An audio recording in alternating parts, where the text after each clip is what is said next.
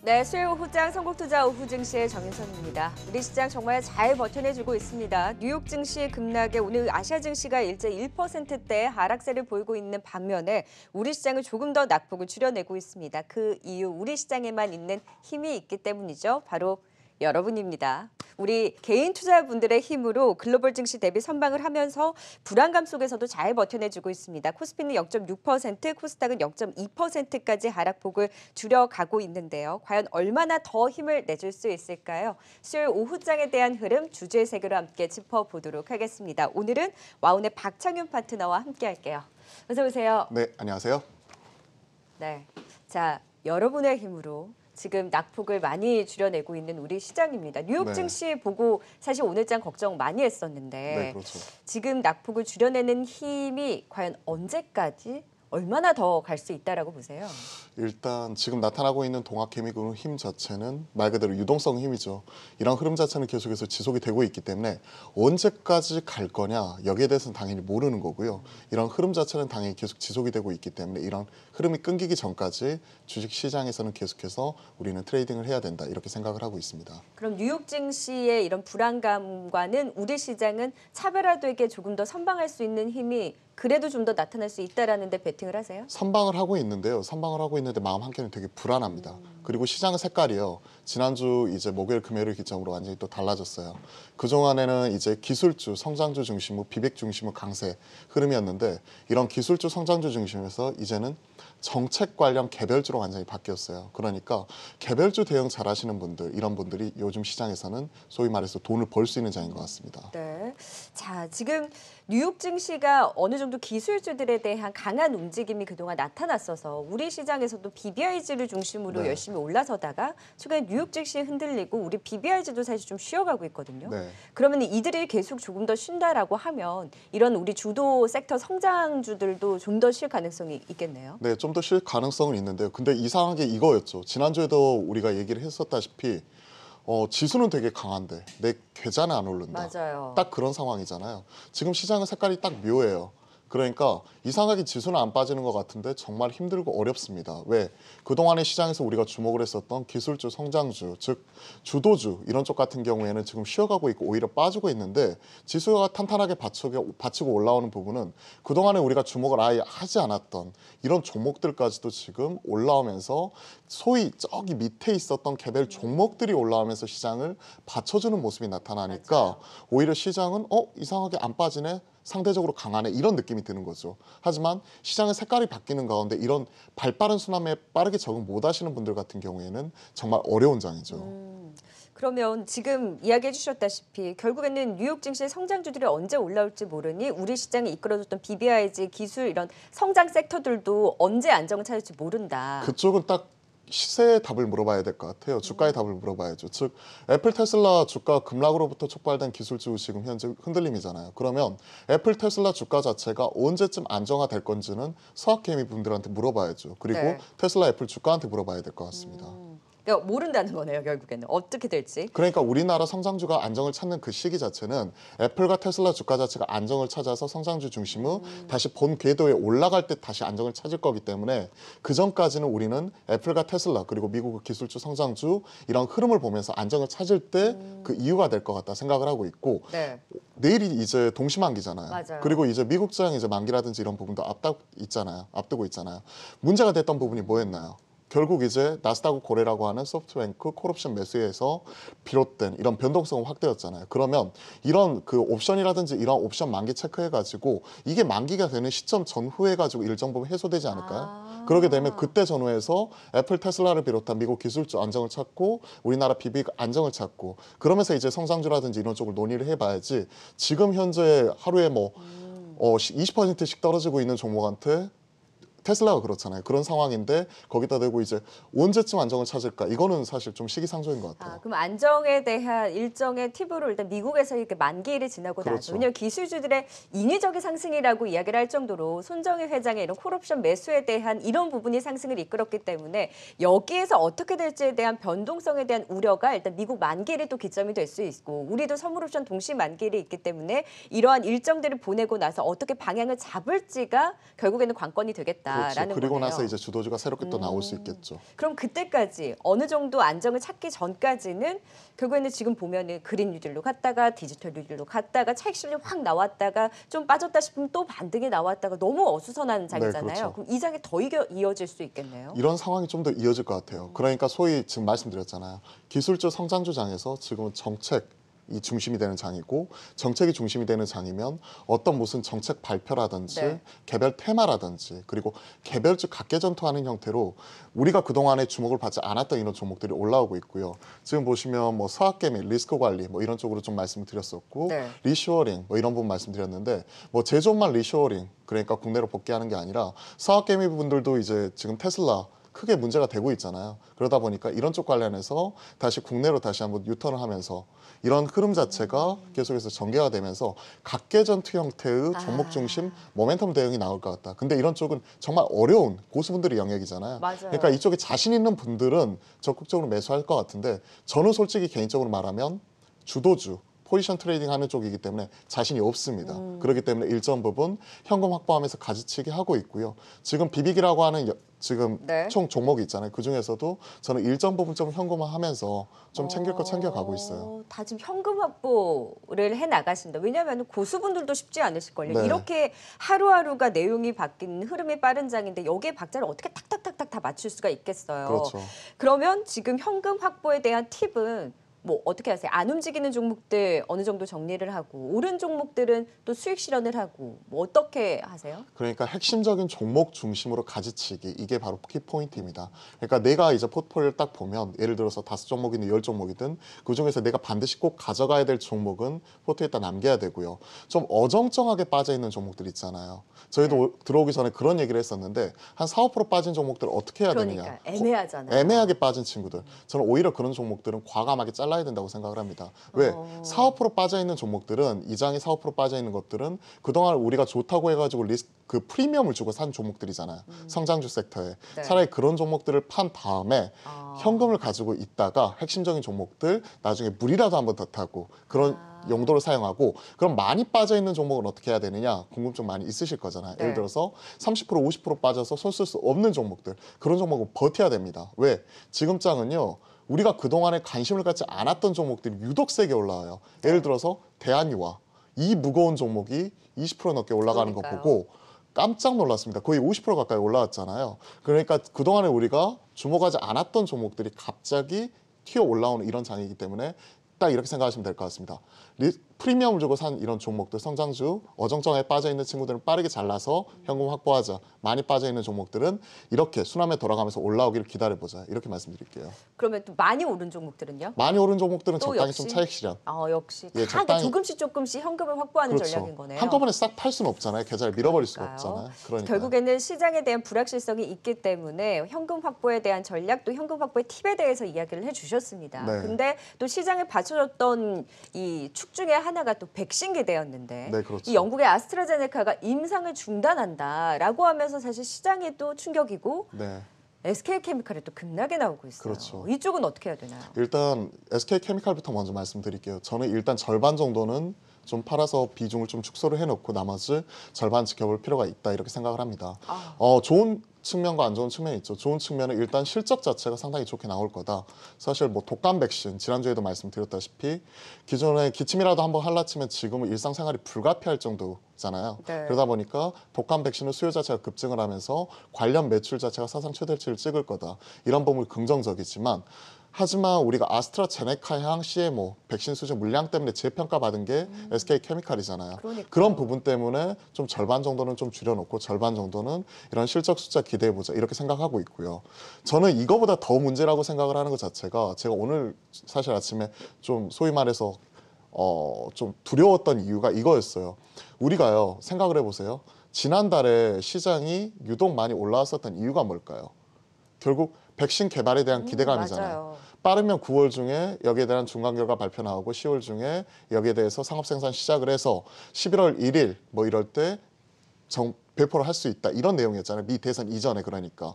근데 이런 기대 자체가 선도업체부터 이렇게 깨지기 시작을 하면 백신 개발 기대감 때문에 많이 올라왔었던 경기 민감주라든지 코로나19 피해주라든지 이런 쪽 같은 경우 투심이 흔들리지 않을까. 안 그래도 성장주가 흔들릴 때 어제 미국장에서도 그쪽이 올라왔잖아요. 코로나19 맞아요. 피해주가. 근데 이번에 이 백신 관련해서 노이즈가 나와버리면 이쪽까지도 흔들리게 된다면 시장 뭘 바라봐야 되나 이게 두렵더라고요. 그러니까 백신이 쉽지 않다라는 걸 결국 보여준 거잖아요. 그렇죠. 그래서 아스트라제네카의 이런 임상 중단, 사실 근데 임상하다 보면 이런 일은 흔하다라고 해명을 하긴 했는데 흔한가요? 흔할 수도 있을 것 같아요. 왜냐하면 보니까 영국에서 이제 치명적인 뭐 부작용 뭐 이런 식으로 하면서 당연히 사람마다 처해 있는 확률도 틀리고 그렇긴 해요. 항상 이제 문제가 생길 수 있는데 지금 가장 중요한 것은 백신에 대한 개발 기대감이 빠르면 9월, 10월 중에 나오는 거를 너무나 네. 시장에서는 당연시하게 받아들이고 있잖아요. 미 대선 이전에. 그런 부분이 계속해서 그동안에 FDA라든지 코멘트를 해왔고 그것 때문에 지수가 떠받들어졌었는데 그게 깨졌다는 거.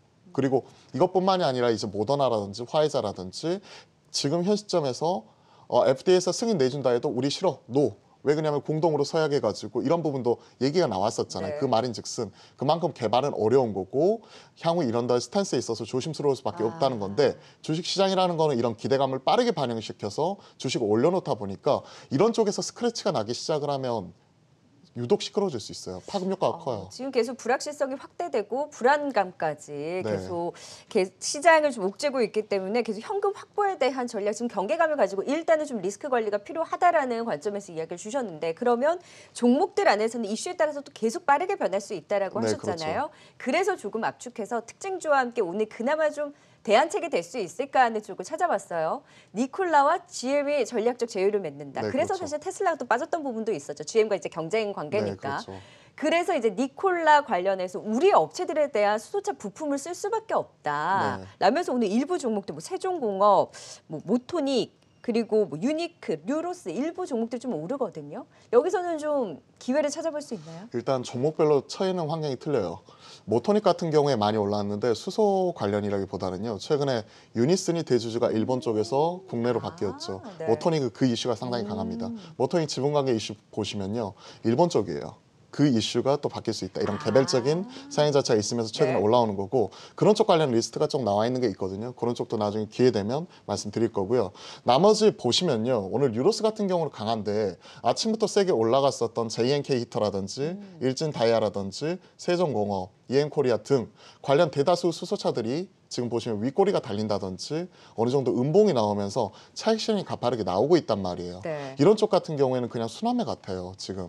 왜냐하면 정부 정책 쪽에 연결이 되거든요. 이미 태양광, 풍력, 수소 이와 관련된 종목들은 지난주부터 계속 올라오고 있었기 때문에 뉴스의 일정 부분 좀 차익 실현 나오는 모습이 특징적이고요. 네. 앞서 모토닉이라든지 일정 종목들 이런 종목만 개별적으로 움직이는 부분이기 때문에 그만큼 시장은 다 같이 올라가는 게 아니라 상당히 어려운 것 같아요. 네. 그래서 JNK히터나 일진다이아나 실체가 있는 친구들이거든요. 예를 들어서 일진다이아는 1분기 어닝 서프라이즈 나왔었고 JNK히터는 2분기 어닝 서프라이즈 나왔습니다.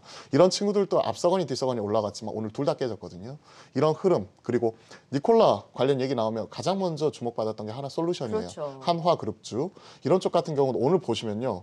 그렇게 시장 기대치만큼 세지는 못했어요. 솔직히 말씀드리면. 우선주가 좀 변동성이 있었죠. 예, 우선주는 변동성이 있어서 그쪽으로는 머니게임이 항상 트레이딩을 하는데 기대했던 것만큼 뭐 20%갈 거야, 상한가 갈 거야 뭐 이런 쪽까지는 안 나왔던 것 같아요. 그럼 여기서 적극적인 매매를 하기에는 일단 오늘의 반응이 다소 좀 아쉽다라는 거네요. 뜨뜻미지근하다. 약간 그렇게 말씀드릴 수 있을 것 그럼 같고요. 실체가 있는 JNK터랑 그 일진다이아는 윗꼬리를 좀 길게 달았는데 그렇다고 오늘 좀 관심 갖기에도 애매하죠. 아직 좀 애매하다. 애매하고 차라리 실체 있는 종목들 찾는 과정에서는 결국 이런 쪽 뜯어볼 수밖에 없다. 이렇게 말씀드릴게요. 하나솔루션은 그래도 좀 더 갈 수 있을까요? 하나솔루션은 개인적으로 상당히 좋아합니다. 하나솔루션, OCI 뭐 이런 친구들 풍력 대비해서 유동 많이 못 갔었다 이런 종목들은 좋아하는데 굳이 오늘은 아니라는 거죠. 그렇죠. 즉 오늘 또. 요즘 같은 장에 그냥 뭐 5% 올라가는 종목 프리미엄 주면서 사고 싶은 생각은 쉽게 안 들더라고요. 왜냐하면 아시잖아요.